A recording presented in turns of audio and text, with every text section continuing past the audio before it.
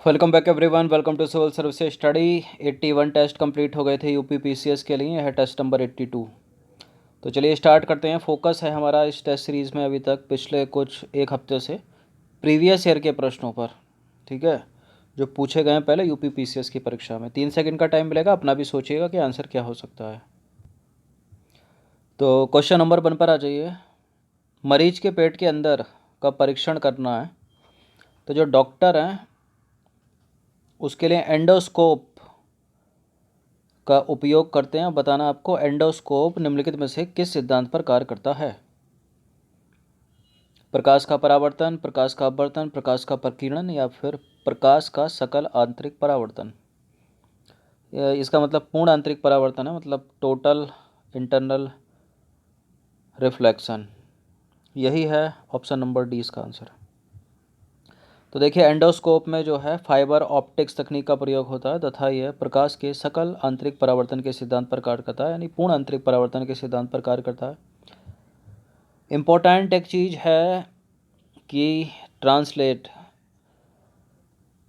Science में और geography में कुछ वर्ड क्लिस्ट होते हैं, तो इसलिए अंग्रेजी जो इसका रूपांतरण है वो देखना ज़रूरी है। इंग्लिश वाला देख लेना। साइंस के प्रश्नों में तो देख ही लेना चाहिए, चाहे स्टेट पीसीएस की परीक्षा हो या दूसरे कॉम्पिटिटिव एग्ज़ाम हो या यूपीएससी का पेपर हो, कुछ भी हो।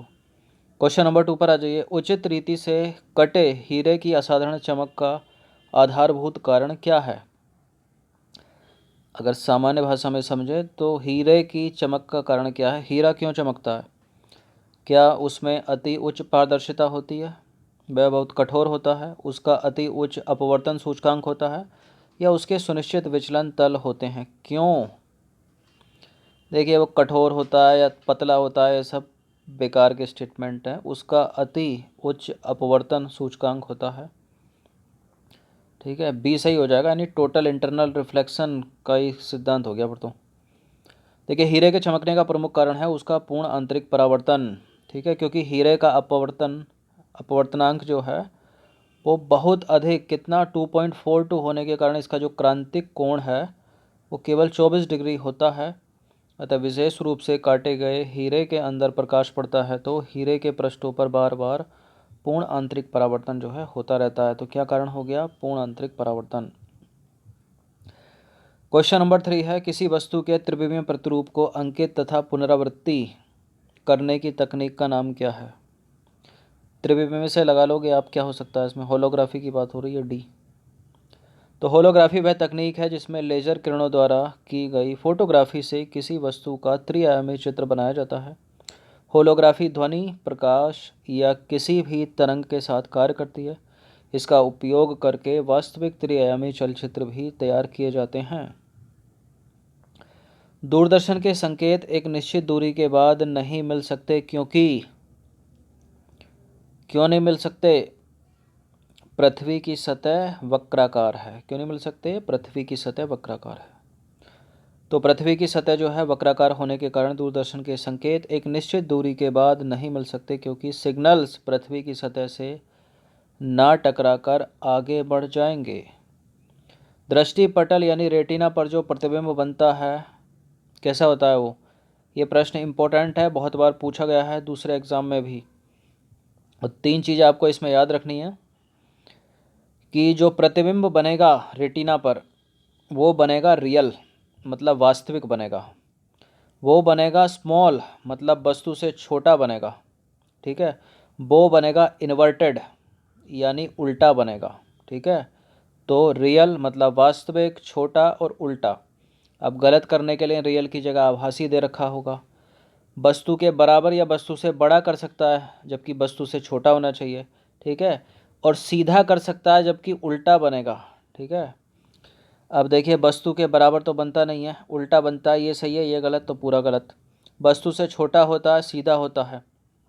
छोटा होता है, सही है, सीधा नहीं होता, उल्टा होता है, तो ये भी गलत। वस्तु के बराबर नहीं होता, वस्तु से छोटा होता है, सीधा होता है, ये दोनों गलत।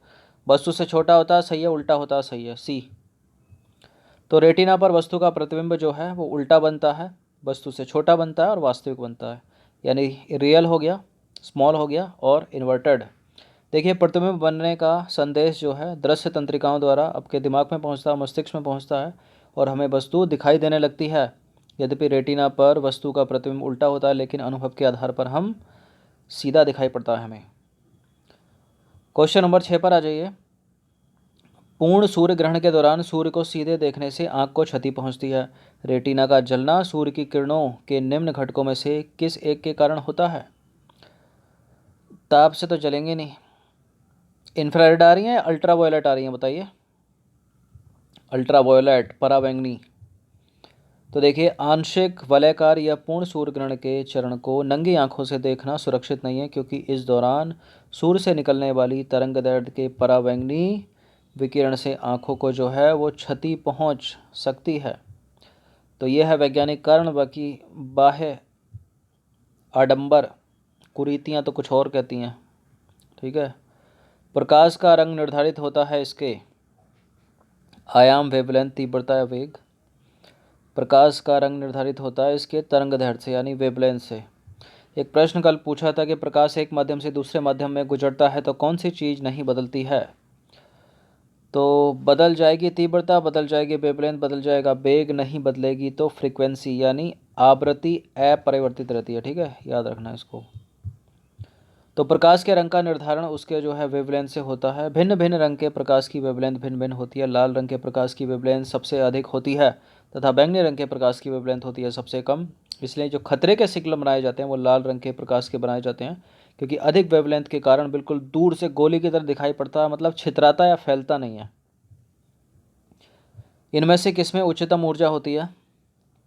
देखिए, उच्चतम ऊर्जा उसमें होगी, उल्टा होगा, मतलब जिसमें वेवलेंथ सबसे अधिक होगी ना उसकी उच्चतम ऊर्जा होगी कम, और जिसकी वेवलेंथ कम होगी उसकी उच्चतम ऊर्जा होगी अधिक। तो यहाँ नीले रंग की जो उच्चतम ऊर्जा है वो सर्वाधिक होगी। तो देखिए, किसी तरंग की ऊर्जा उसके वेवलेंथ के व्युत्क्रमानुपाती होती है। दृश्य प्रकाश किरणों में बैंगनी उसके उपरांत जामुनी एवं नीले रंग की वेवलेंथ होती है न्यूनतम। ठीक है। और लाल रंग की जो वेवलेंथ होती है वो अधिकतम होती है। इसलिए प्रश्न का चारों रंगों के प्रकाशों में जो नीला रंग है वो रंगों की उच्चतम तथा लाल रंग की निम्नतम होगी। क्या होगी? ऊर्जा। सूर्य के प्रकाश के अदृश्य भाग से प्रकाश संश्लेषण किया जाता है। कौन करता है? सूर्य के प्रकाश के अदृश्य भाग से फोटोसिंथेसिस कौन करता है? बैक्टीरिया द्वारा। कुछ बैक्टीरिया करते हैं। तो देखिए, गहरे समुद्र में सतह से 400 से 8000 फीट तक की गहराई में पाए जाने वाले जीवाणु जैसे कि ग्रीन सल्फर बैक्टीरिया अवरक्त विकिरण के प्रयोग द्वारा प्रकाश संश्लेषण करके ऊर्जा उत्पन्न करते हैं। क्षितिज के समीप सूर्य एवं चंद्रमा के दीर्घवृत्ताकार दिखाई देने का कारण क्या है? क्षितिज के समीप सूर्य एवं चंद्रमा जो है वो दीर्घवृत्ताकार दिखाई पड़ते हैं। क्यों पड़ते हैं? अपवर्तन, प्रकाशीय भ्रम, व्यतिकरण या फिर उनकी वास्तविक आकृति के कारण। क्यों? अपवर्तन के कारण। तो क्षितिज के समीप सूर्य एवं चंद्रमा के दीर्घ वृत्ताकार दिखाई देने का कारण है अपवर्तन। ठीक है। या इस तरह से पूछा जाए कि सूर्य उगते समय या छिपते समय अपनी वास्तविक स्थिति से बड़ा दिखाई देता है, ये सब अपवर्तन के कारण होता है, प्रकाश का अपवर्तन। अच्छा, इस प्रश्न का उत्तर दीजिए। तो सूर्यास्त तथा सूर्योदय के समय सूर्य का लाल रंग का प्रतीत होना, ये क्यों होता है? ये भी प्रश्न इंपॉर्टेंट है। एक चीज़ हो रही है कि सूर्य अपनी वास्तविक स्थिति से बड़ा दिखाई दे रहा है या छोटा दिखाई दे रहा है, वो तो अपवर्तन है।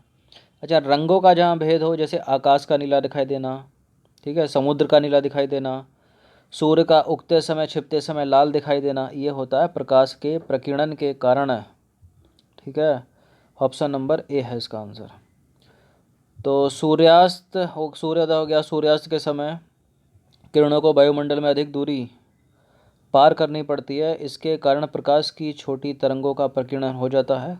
केवल लाल रंग ही न्यूनतम प्रकीर्णन के कारण आगे बढ़ता है। इसी कारण सूर्योदय एवं सूर्यास्त के समय जो है सूर्य का रंग लाल दिखाई देता है। समुद्र नीला क्यों दिखाई देता है, ये बताइए। देखिए, जहाँ रंगों की बात होगी वहाँ परावर्तन, वहाँ काम क्या करेगा? प्रकीर्णन। तो जल की ऊपरी सतह के कारण, अभी ये कुछ ब्लंडर स्टेटमेंट है, बकवास। जल के नीले रंग के कारण नीला दिखाई देता है, ये भी गलत है। अधिक गहराई होती है समुद्र की, इसलिए नीला दिखाई देता है, वो गलत है।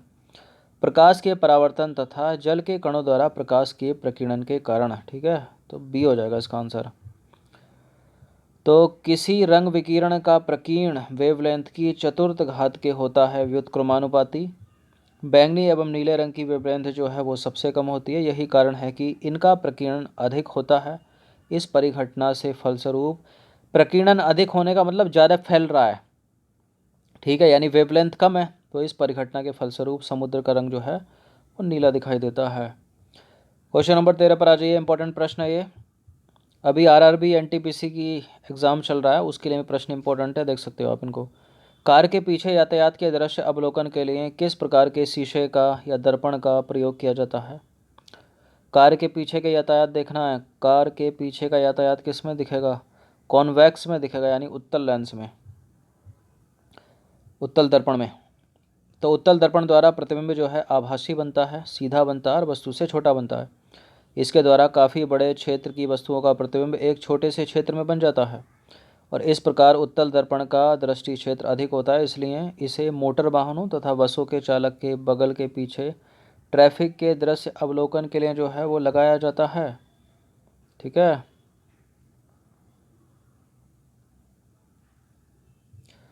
क्वेश्चन नंबर 14 पर आ जाइए। धूप से बचने के लिए छाते में रंग संयोजन निम्न में से कौन सा सबसे उचित होगा।